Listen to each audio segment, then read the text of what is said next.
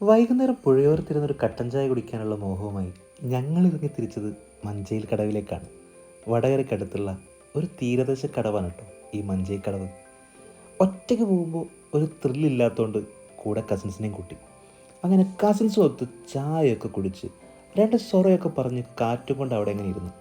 ഈ വടക്കൻ കേരളത്തിൽ മാത്രം കണ്ടുവരുന്നൊരു പ്രത്യേകതരം കാറ്റില്ലേ, അതാണ്.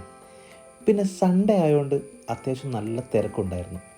പിന്നെ ഒഴിവ് ദിവസങ്ങളിൽ ഫാമിലിയൊക്കെ ആയി കുറച്ച് സമയം ചിലവഴിക്കാൻ പറ്റിയ സ്പോട്ട് കൂടിയാണ് കേട്ടോ ഇവിടെ.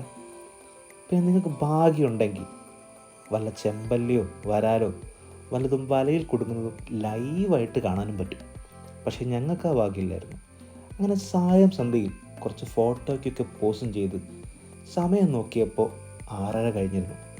വൈകുന്നേരങ്ങളിലേക്കൂടേക്ക് വന്ന സമയം പോകുന്നതേ അറിയില്ല. അങ്ങനെ സൂര്യൻ പതുക്കെ ഗുഡ് ബൈ പറഞ്ഞു തുടങ്ങിയപ്പോൾ ഞങ്ങളും കടവിനോട് ഗുഡ് ബൈ പറഞ്ഞു.